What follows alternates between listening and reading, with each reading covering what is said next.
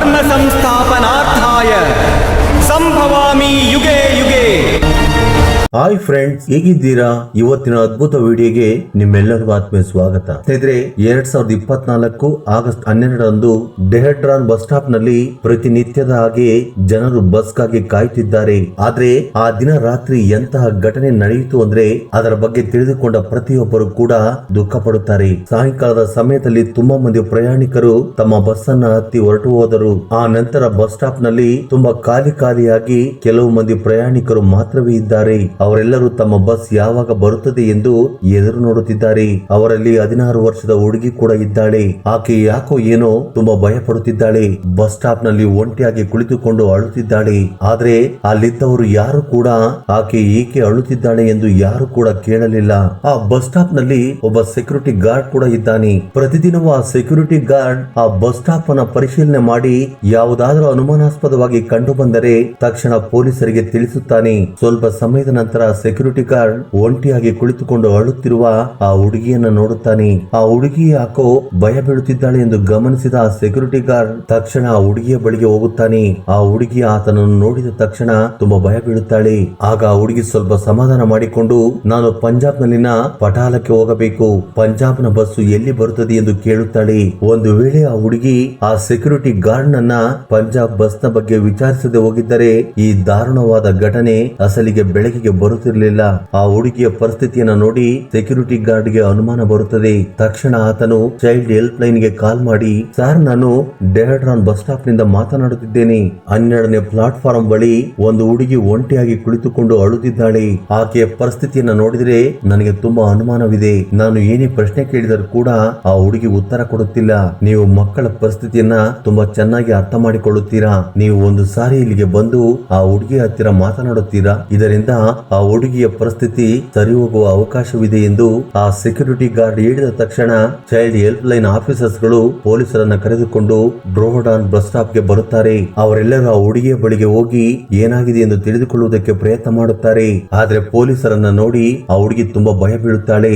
ಆದ್ರೆ ಆ ನಂತರ ಲೇಡಿ ಕಾನ್ಸ್ಟೇಬಲ್ ಆ ಹುಡುಗಿಯ ಹತ್ತಿರ ಹೋಗಿ, ನೀನು ಎಲ್ಲಿಗೆ ಹೋಗಬೇಕೆಂದು ಕೇಳುತ್ತಾರೆ. ಆಗ ಆ ಹುಡುಗಿ, ನಾನು ಪಂಜಾಬ್ ನಲ್ಲಿನ ಪಟಾಲಕ್ಕೆ ಹೋಗಬೇಕೆಂದು ಹೇಳುತ್ತಾಳೆ. ಆ ನಂತರ ಪೊಲೀಸ್ನವರು, ನಿನ್ನ ಜೊತೆ ಯಾರಾದರೂ ಬಂದಿದ್ದಾರಾ ಅಥವಾ ನೀನೊಬ್ಬಳೆ ಬಂದಿದ್ದೀಯಾ ಎಂದು ಕೇಳುತ್ತಾರೆ. ಅದಕ್ಕೆ ಆ ಹುಡುಗಿ ಯಾವುದೇ ರೀತಿಯ ಉತ್ತರ ಕೊಡುವುದಿಲ್ಲ. ಆ ಹುಡುಗಿ ತುಂಬಾ ಸುಸ್ತಾಗಿದ್ದಾಳೆ.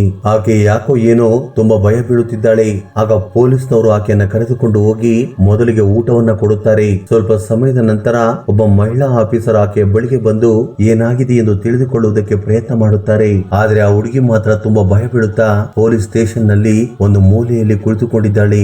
ಆ ಹುಡುಗಿ ಡಿಪ್ರೆಷನ್ ನಲ್ಲಿದೆ. ಸದ್ಯಕ್ಕೆ ಆಕೆಗೆ ತೊಂದರೆ ಕೊಡದೆ ಅವಳನ್ನು ಒಂಟಿಯಾಗಿ ಬಿಡುವುದೇ ಒಳ್ಳೆಯದು ಎಂದು ಪೊಲೀಸರು ಅರ್ಥ ಮಾಡಿಕೊಳ್ಳುತ್ತಾರೆ. ಮಾರನೇ ದಿನ ಬೆಳಿಗ್ಗೆ ಪೊಲೀಸರು ಒಬ್ಬ ಸೈಕಾಲಜಿಸ್ಟ್ ಅನ್ನು ಕರೆಸಿ ಆ ಹುಡುಗಿಗೆ ಟ್ರೀಟ್ಮೆಂಟ್ ಅನ್ನು ಕೊಡಿಸುತ್ತಾರೆ. ಟ್ರೀಟ್ಮೆಂಟ್ ನ ನಂತರ ಆ ಹುಡುಗಿಯ ಪರಿಸ್ಥಿತಿ ಸ್ವಲ್ಪ ಸುಧಾರಿಸುತ್ತದೆ. ಡಿಪ್ರೆಷನ್ ಇಂದ ಸ್ವಲ್ಪ ಹೊರಗಡೆ ಬರುತ್ತಾಳೆ. ಇದೇ ಸರಿಯಾದ ಸಮಯ ಎಂದುಕೊಂಡ ಮಹಿಳಾ ಪೊಲೀಸ್ ಆಫೀಸರ್ ಆ ಹುಡುಗಿಯ ಬಳಿಗೆ ಹೋಗಿ, ಅಸಲಿಗೆ ಏನಾಯಿತು, ಏಕೆ ನೀನು ಇಷ್ಟೊಂದು ಭಯ ಬೀಳುತ್ತಿದ್ದೀಯಾ, ನಿನ್ನ ಸಮಸ್ಯೆ ಏನು ಅಂತ ಹೇಳಿದ್ರೆ ಅದನ್ನ ಪರಿಹಾರ ಮಾಡೋ ಪ್ರಯತ್ನ ಮಾಡುತ್ತೇನೆ, ನೀನು ಯಾರಿಗೂ ಕೂಡ ಭಯ ಬೀಳುವ ಅವಶ್ಯಕತೆ ಇಲ್ಲ ಎಂದು ಹೇಳುತ್ತಾರೆ. ಆಗ ಆ ಹುಡುಗಿ ಪೊಲೀಸರು ಕೊಟ್ಟಿರುವ ಧೈರ್ಯದಿಂದ ನಡೆದಿರುವ ಘಟನೆಯನ್ನ ವಿವರಿಸೋದಕ್ಕೆ ಶುರು ಮಾಡುತ್ತಾಳೆ. ಡೆಹ್ರಾಡೂನ್ ಬಸ್ ಸ್ಟಾಪ್ ನಲ್ಲಿ 5 ಮಂದಿ ವ್ಯಕ್ತಿಗಳು ನನ್ನನ್ನ ಅತ್ಯಾಚಾರ ಮಾಡಿದರು. ನಾನು ಅವರಿಂದ ಯಾವುದೋ ಒಂದು ರೀತಿಯಲ್ಲಿ ತಪ್ಪಿಸಿಕೊಂಡು ಈ ಬಸ್ ಸ್ಟಾಪ್ ಗೆ ಬಂದೆ. ಆದ್ರೆ ಅಲ್ಲಿಗೂ ಕೂಡ ಅವರು ಬಂದರು. ಆದ್ದರಿಂದಲೇ ನಾನು ತುಂಬಾ ಭಯ ಬಿದ್ದೆ ಎಂದು ಹೇಳುತ್ತಾಳೆ. ಇದನ್ನು ಕೇಳಿದ ನಂತರ ಪೊಲೀಸ್ನವರು ಡೆಹ್ರಾಡೂನ್ ಬಸ್ ಸ್ಟಾಪ್ ಗೆ ಹೋಗಿ ಅಲ್ಲಿರುವ ಸಿಸಿ ಕ್ಯಾಮೆರಾ ಫುಟೇಜ್ ಅನ್ನ ಚೆಕ್ ಮಾಡುವುದಕ್ಕೆ ಶುರು ಮಾಡುತ್ತಾರೆ. ಆ ಸಿಸಿ ಕ್ಯಾಮೆರಾ ಫುಟೇಜ್ ನಲ್ಲಿ ತುಂಬಾ ಮಂದಿ ಪ್ರಯಾಣಿಕರು ಪ್ರಯಾಣಿಸಿರುವುದು ಕ್ಲಿಯರ್ ಆಗಿ ರೆಕಾರ್ಡ್ ಆಗಿದೆ. ಸಾಯಂಕಾಲದ ಸಮಯದ ಹೊತ್ತಿಗೆ ಪ್ರಯಾಣಿಕರ ಸಂಖ್ಯೆ ಪೂರ್ತಿಯಾಗಿ ಕಡಿಮೆಯಾಗಿದೆ. ಕೊನೆಗೆ ಆ ಹುಡುಗಿ ಒಂಟಿಯಾಗಿ ಕುಳಿತುಕೊಂಡಿರುವಾಗ ಒಬ್ಬ ವ್ಯಕ್ತಿ ಆಕೆಯ ಅಕ್ಕಪಕ್ಕ ಓಡಾಡುತ್ತಿದ್ದಾನೆ. ನಿರಂತರವಾಗಿ ಆ ಹುಡುಗಿಯನ್ನ ಗಮನಿಸುತ್ತಿದ್ದಾನೆ. ಇದರಿಂದ ಪೊಲೀಸ್ನವರಿಗೆ ಆ ವ್ಯಕ್ತಿಯ ಮೇಲೆ ಅನುಮಾನ ಬರುತ್ತದೆ. ತಕ್ಷಣ ಅವರು ಆ ಸಿಸಿ ಫುಟೇಜ್ ನಲ್ಲಿ ರೆಕಾರ್ಡ್ ಆಗಿರುವ ಆ ವ್ಯಕ್ತಿಯ ಫೋಟೋವನ್ನು ತೆಗೆದು ಡೆಹ್ರಾಡೂನ್ ಬಸ್ ಸ್ಟಾಪ್ ನಲ್ಲಿ ಆ ವ್ಯಕ್ತಿಯ ಬಗ್ಗೆ ವಿಚಾರಣೆ ಮಾಡೋದಕ್ಕೆ ಶುರು ಮಾಡುತ್ತಾರೆ. ಮಾಡುತ್ತಾರೆ. ಆ ವ್ಯಕ್ತಿಯ ಫೋಟೋವನ್ನು ನೋಡಿದ ತಕ್ಷಣ ಆ ಹುಡುಗಿ ಮತ್ತೆ ಭಯ ಬೀಳುವುದಕ್ಕೆ ಶುರು ಮಾಡುತ್ತಾಳೆ. ಈ ವ್ಯಕ್ತಿಯೇ ನನ್ನನ್ನ ಅತ್ಯಾಚಾರ ಮಾಡಿದ್ದು, ಈ ವ್ಯಕ್ತಿಯ ಜೊತೆ ಇನ್ನೂ 4 ಮಂದಿ ಇದ್ದಾರೆ ಎಂದು ಹೇಳುತ್ತಾಳೆ. ಪೊಲೀಸರು ಆ ವ್ಯಕ್ತಿಯ ಫೋಟೋವನ್ನು ಹಿಡಿದುಕೊಂಡು ಬಸ್ ಸ್ಟಾಪ್ ಅಲ್ಲಿ ಎನ್ಕ್ವೈರಿ ಮಾಡೋದಕ್ಕೆ ಶುರು ಮಾಡುತ್ತಾರೆ. ಬಸ್ ಸ್ಟಾಪ್ ಅಲ್ಲಿದ್ದ ಪ್ರತಿಯೊಂದು ಅಂಗಡಿಗಳಿಗೂ ಆ ಫೋಟೋವನ್ನ ತೋರಿಸಿ ಈ ವ್ಯಕ್ತಿಯನ್ನ ಎಲ್ಲಿಯಾದರೂ ನೋಡಿದ್ದೀರಾ ಎಂದು ಕೇಳುತ್ತಾರೆ. ಅವರಲ್ಲಿ ತುಂಬಾ ಮಂದಿ ಈ ವ್ಯಕ್ತಿಯನ್ನ ನಾವು ಪ್ರತಿದಿನವೂ ಕೂಡ ನೋಡುತ್ತಲೇ ಇರುತ್ತೇವೆ, ಈತನು ಡೆಹ್ರಾಡೂನ್ ನಲ್ಲಿಯೇ ವಾಸ ಮಾಡುತ್ತಿದ್ದಾನೆ ಎಂದು ಹೇಳುತ್ತಾರೆ. ಈ ವಿಷಯವನ್ನು ತಿಳಿದುಕೊಂಡ ತಕ್ಷಣ ಪೊಲೀಸ್ನವರು ಆ ವ್ಯಕ್ತಿಯ ಅಡ್ರೆಸ್ ಅನ್ನ ತಿಳಿದುಕೊಂಡು ಆತನ ಮನೆಗೆ ಹೋಗಿ ಅರೆಸ್ಟ್ ಮಾಡುತ್ತಾರೆ. ಆ ನಂತರ ವ್ಯಕ್ತಿಯನ್ನ ಪೊಲೀಸ್ ಸ್ಟೇಷನ್ ಗೆ ಕರೆದುಕೊಂಡು ಹೋಗಿ ಎನ್ಕ್ವೈರಿ ಮಾಡುತ್ತಾರೆ.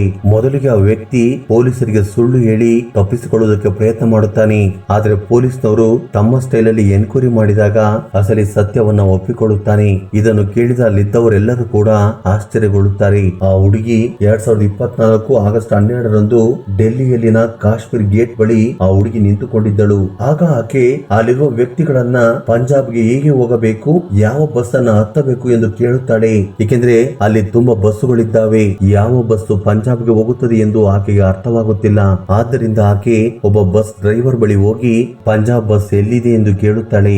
ಆಗ ಆ ವ್ಯಕ್ತಿ ಪಂಜಾಬ್ಗೆ ಹೋಗ್ಬೇಕು ಅಂದ್ರೆ ಮೊದಲು ಡೆಹ್ರಾಡೂನ್ಗೆ ಹೋಗಬೇಕು, ಅಲ್ಲಿಂದ ನೀನು ಸುಲಭವಾಗಿ ಪಂಜಾಬ್ಗೆ ಹೋಗಬಹುದು, ನನ್ನ ಬಸ್ ಅನ್ನು ಹತ್ತಿದರೆ ಡೆಹ್ರಾಡೂನ್ಗೆ ನಿನ್ನನ್ನು ಕರೆದುಕೊಂಡು ಹೋಗುತ್ತೀನಿ ಎಂದು ಹೇಳುತ್ತಾನೆ.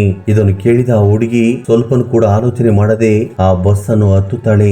ಆ ನಂತರ ಬಸ್ ಡ್ರೈವರ್ ಬಸ್ ಅನ್ನು ಓಡಿಸುವುದಕ್ಕೆ ಶುರು ಮಾಡುತ್ತಾನೆ. ರಾತ್ರಿ 10:30 ಬಸ್ ಡೆಹ್ರಾಡೂನ್ ತಲುಪುತ್ತದೆ. ಅದೇ ಕೊನೆಯ ಸ್ಟಾಪ್ ಆಗಿದ್ದರಿಂದ ಪ್ರತಿಯೊಬ್ಬರು ಕೂಡ ಬಸ್ ಇಳಿದು ಹೊರಟು ಹೋಗುತ್ತಾರೆ.